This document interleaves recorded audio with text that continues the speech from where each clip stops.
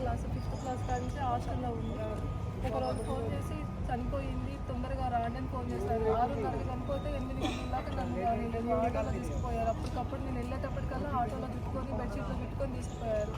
నేను వెళ్ళినా కానీ నన్ను నెట్టేసేసారు పోలీసు వాళ్ళు. నన్ను నెట్టేసి తను హాస్పిటల్లో కూడా తీసుకెళ్లకుండా డైరెక్ట్ మార్చరికి తీసుకెళ్లారు. ఇప్పుడు దాకా 8 నెలలు అవుతుంది. 8 నెలల నుంచి తిరుగుతూనే ఉన్నాం. మాకు ఏ న్యాయం దొరకట్లేదు. అన్ని దగ్గర కాగితాలు ఇస్తూనే ఉన్నాం. మాకెవరూ లేరు, మాకేది వెనకాల సపోర్ట్ లేదు. మాకు న్యాయం కావాలని మేము తిరుగుతున్నాం. మాకు న్యాయం జరగాలి. అదే మా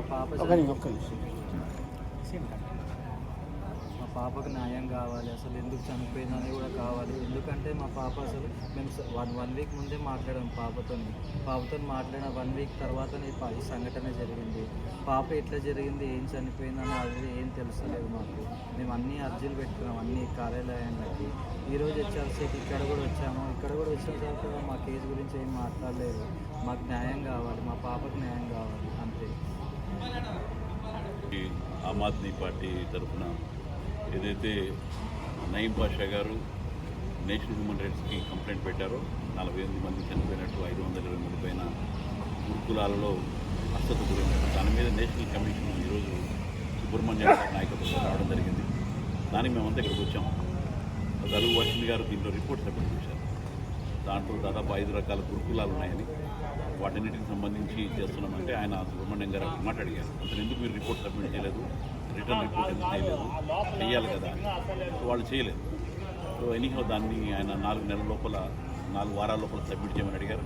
దానికి సంబంధించి కొన్ని వివరాలు ఇచ్చాం. ఆమ్ ఆద్మీ పార్టీ తరఫున కూడా ఈ రాష్ట్రంలో ఒక ఎడ్యుకేషన్ మినిస్టర్ని, పర్మనెంట్ మంచి ఎడ్యుకేషన్ మినిస్టర్ని అంటే అన్ని సంఘానికి వేయాలని చెప్పి డిమాండ్ చేయడం జరిగింది. ఎందుకంటే మన రాష్ట్రంలో ఎడ్యుకేషన్ మినిస్టర్ అనేది వాళ్ళు లేరు.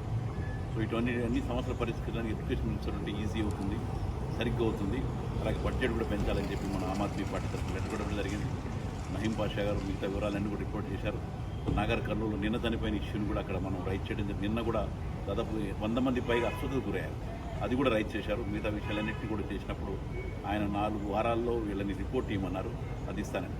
ఇక్కడికి వచ్చిన తర్వాత నాకు ఇక్కడ ఏదైతే దివ్యవాణి పాండు గారి అమ్మాయి స్వాతి చనిపోయినట్లే తెలుసు. నిజంగా బాధాకరమైన విషయం. వారిని అమ్మాయిని మేము వెనక్కి తిరుగుతూ రాలేము.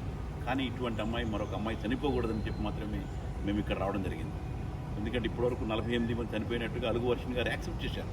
3 సంవత్సరాలు చనిపోయారు నిజమే అని ఆమె చెప్పారు అన్నమాట. ఇది ఎవరో చెప్పింది కాదు, పత్రికలు వచ్చిన కథనక. అలుగు వర్షిణి గారు తన నోటి ద్వారా అక్కడ కమిషన్లో చెప్పారు 48 మంది చనిపోయారు.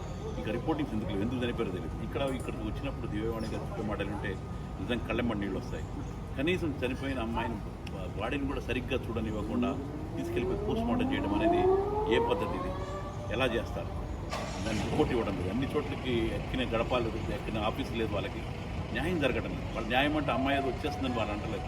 ఇంకొక అమ్మాయి ఇక్కడ చనిపోకూడదనే వారు పోరాటం. ఆమ్ ఆద్మీ పార్టీ తరఫున వారి పోరాటానికి మేము మద్దతు తెలుపుతున్నాం, నిలబడతాం. మరి ఇంకొక అమ్మాయి కానీ ఇంకొక అబ్బాయి కానీ ఈ గురుకులాల్లో చనిపోకుండా ఉండటానికి ఆమ్ ఆద్మీ పార్టీ తరఫున పోరాటం మేము చేస్తాం. వీరికి మద్దతు నిలబడతాం.